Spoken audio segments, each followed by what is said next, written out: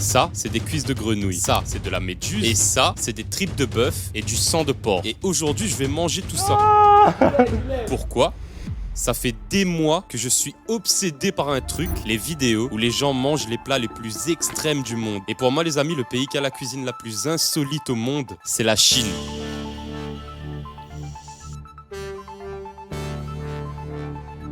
Donc un jour, j'étais en train de regarder une énième de ces vidéos et je me suis dit, il faut trop que j'aille manger ça en fait. J'attrape mon ordi, je regarde les prix des billets pour Shanghai, je regarde mon compte en banque et il me dit, tu es pauvre ? Ah, ok, faut que je trouve une autre solution. Donc je passe des heures à fouiller les menus des restaurants chinois de Paris sur Google Maps. J'envoie une dizaine de messages, j'appelle plein de restaurants. Rien, pas de réponse. Les jours passent, je commence à totalement perdre espoir. Je vous avoue, j'abandonne l'idée dans ma tête. Sauf qu'au bout d'une semaine, je reçois un message. Et c'est là que tout va s'enchaîner.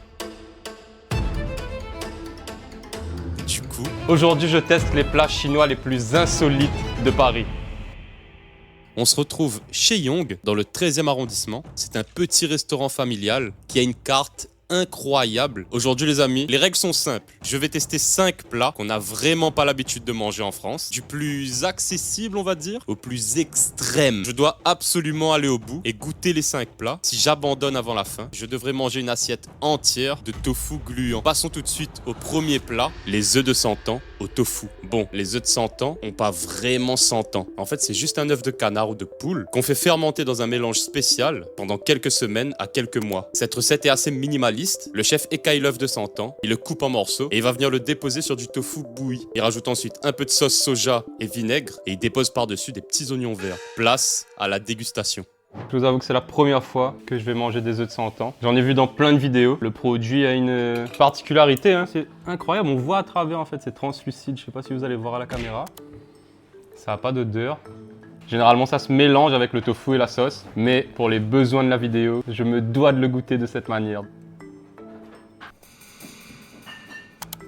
C'est comme manger un œuf mais puissance 1000. Je saurais pas l'expliquer mais il y a extrêmement le goût d'œuf. En fait, c'est bon, c'est pas désagréable du tout. Je pense que ça peut pas plaire à tout le monde. Moi j'aime bien. Je vais le goûter avec le tofu. Normalement ça apporte une petite neutralité dans cette histoire. Ouais, ça contrebalance, je comprends en fait. Là je sens moins l'œuf. L'œuf est un peu plus dur que le tofu et ça fait un petit mélange bien sympa en bouche. La sauce est bonne aussi. Franchement, c'est très agréable. Je vais vous faire goûter après. J'ai beaucoup d'amis et même ma famille qui hésitent à sortir de leur zone de confort en fait, qui se disent que ouais, on va pas manger ci, on va pas manger ça et c'est dommage parce que vous passez à côté de plats qui sont originaux et que vous allez peut-être kiffer de fou au final. Donc éveillez votre curiosité, je vous en prie. On va passer à la suite. Plat numéro 2, la salade de méduse. Pour la petite anecdote, ça fait plus de 1000 ans qu'on mange de la méduse en Chine. Et il faut savoir qu'à l'époque de la Chine impériale, la méduse était considérée comme un plat de luxe. Avant de la manger, il y a tout un processus de traitement avec de l'alun, parce que sinon elle est tout simplement toxique. Donc ça ressemble à ça. Pour la recette, c'est assez simple. Le chef vient couper la méduse en fines lamelles. Ensuite, dans un grand saladier, il vient y mélanger du concombre, de la coriandre, des cacahuètes, de la salade. Il rajoute ensuite du sucre, du vinaigre, de la sauce soja. Il mélange le tout, il dresse dans une assiette et c'est déjà prêt. C'est la première fois que je goûte de la méduse, donc on va voir ce que ça donne. C'est rafraîchissant. J'aime bien, c'est croustillant et en même temps c'est gélatineux. La méduse n'a pas de goût particulier. On sent bien le goût de sésame. C'est un bon petit plat qui se mange en entrée, de ce que j'ai compris. C'est bien ça? Ouais. Alors c'est ça qu'on aime, la texture en fait. C'est rafraîchissant en été.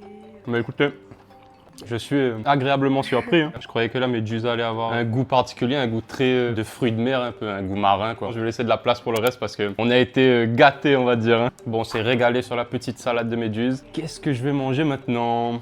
Je pense qu'on va s'arrêter là-dessus les amis. Niveau 3, les tripes de porc frites au piment. À l'origine, les tripes, c'était un aliment réservé aux classes populaires. Sauf que dans le Sichuan, qui est une région de Chine, les cuisiniers de rue ont fait un truc de fou. Ils se sont rendus compte qu'une fois que les tripes sont bien nettoyées, qu'on les fait frire et qu'on les noie dans du piment, ça donne un plat incroyable. Pour cette recette, le chef a besoin d'intestins braisés qu'il va venir mélanger à de la pâte à beignet et de la farine de fécule pour créer une panure. Il fait frire les tripes dans de l'huile chaude. Ensuite, dans un wok, il vient mettre une grosse assiette de piment bien rouge. Il y rajoute les intestins frits, une petite sauce spéciale et il fait revenir le tout pendant quelques secondes. Les amis, ce plat sent extrêmement bon et pour moi, il est de toute beauté.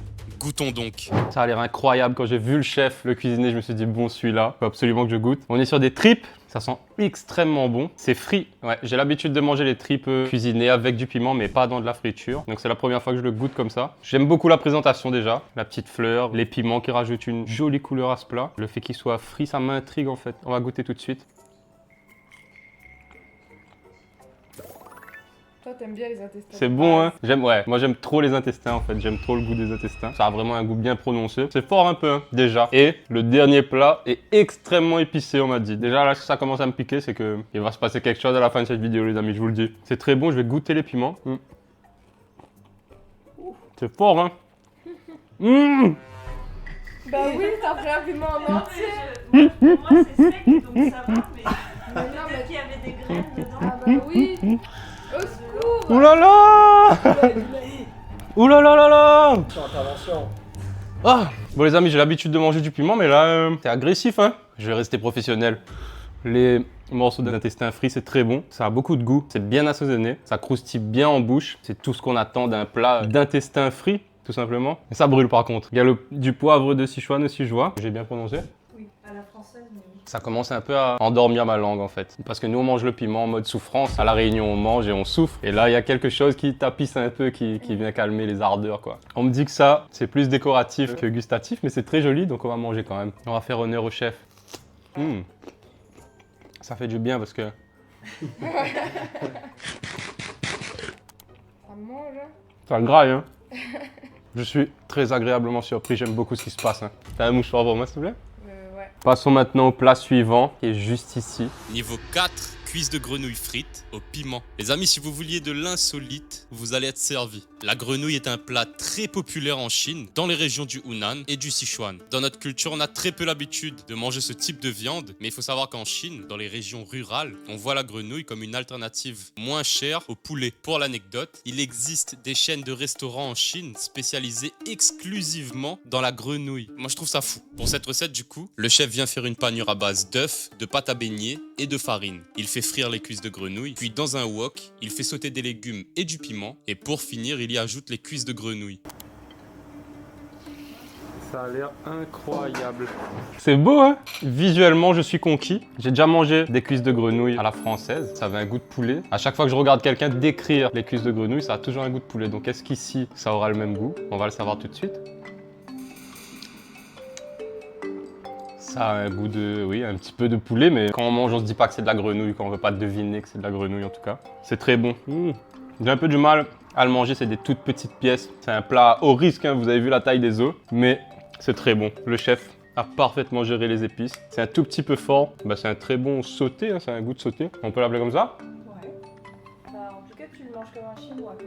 C'est-à-dire, on me dit à l'oreillette que je mange ce plat à la chinoise. Donc si vous venez manger ça, et je vous y invite fortement, il faut plus qu'il y ait de viande sur les os comme ça, d'accord? Je suis content pour l'instant. De tous les plats que j'ai mangés, c'est mon préféré. Mais regardez ce qui nous attend juste ici. C'est extrêmement épicé, vous l'avez vu juste avant. Tout le piment qu'on pouvait, on l'a mis là-dedans. Donc on va voir ce que ça donne. Niveau 5, la marmite de boudin rouge façon Sichuan. La marmite qu'on appelle aussi hot pot, c'est l'un des plats les plus anciens de la cuisine chinoise. Chaque région a sa version, mais le principe reste le même. On vient mélanger dans une marmite plusieurs viandes, des légumes et surtout beaucoup de piments. Des piments entiers, de la sauce pimentée, un bouillon pimenté. Généralement, c'est ce plat qu'on retrouve dans les challenges des plats les plus épicés au monde. Let's go, hein. Du coup, dans cette marmite, le chef va mettre des tripes de bœuf, de la panse de bœuf, du jambon, de l'anguille et surtout du boudin rouge. C'est du sang de porc du coup. On a aussi beaucoup de légumes, des champignons, des châtaignes d'eau, des pousses de bambou. Il fait sauter tout ça dans un wok. Il y rajoute une quantité astronomique de cette sauce pimentée et il ajoute à la fin le boudin rouge qu'il a aussi fait revenir au wok. Quelques toppings, des piments rouges évidemment, de l'huile pimentée et pour finir, il vient mettre de l'huile dans la marmite. Je trouve ça trop stylé. À table. On s'attaque au clou du spectacle, le plat le plus épicé de la carte, la marmite de boudin rouge de Sichuan. Le long est non, le nom est long. Ça a l'air extrêmement fort, je sais pas si vous voyez bien à la caméra, mais c'est rouge, rouge. Regardez-moi cette sauce. On va goûter, peut-être que je me stresse pour rien et que c'est raisonnablement fort, mais non, impossible. Je vais essayer de tout prendre, hein. Je vais avoir les intestins de bœuf, le boudin. Je vais mettre un petit peu de riz à côté parce que je suis créole. Vous voyez les amis, ça, ces petits morceaux de viande avec des petits picots, c'est la panse du bœuf.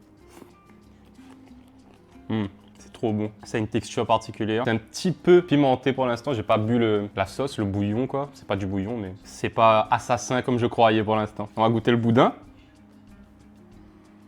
Ça sent extrêmement bon les amis. Ça n'a pas le goût du boudin qu'on connaît tous en fait. C'est plus subtil, je trouve. Je vais goûter directement. La sauce rouge, je pense que c'est une bonne idée. Là, peut-être que ça va être la souffrance, les amis. Ça, c'est pour vous, c'est pas pour moi, ça. Hein.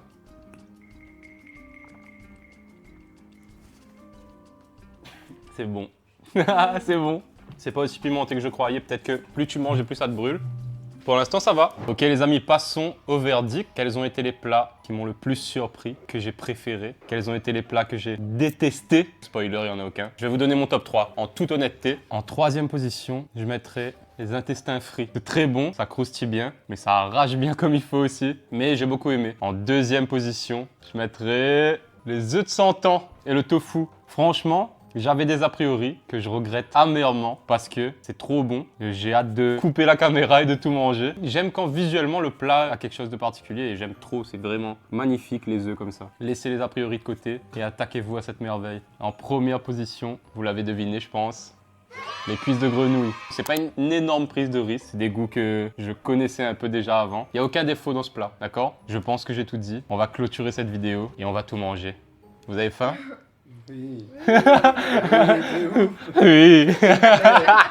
Bon les amis, sur ce, on se retrouve prochainement. Dites-moi dans les commentaires ce que vous voulez que je mange, tout simplement. Là, j'ai des projets de fou, j'ai envie de voyager, de manger toutes les folies de ce monde. N'hésitez pas aussi à venir chez Yong, dans le 13e arrondissement. Je vous invite fortement à goûter, on a été très bien accueillis. Ils sont très gentils et la nourriture est incroyable. Donc, venez ici, régalez-vous et dites que vous venez de ma part. Ok? Faites attention à vous. Bye.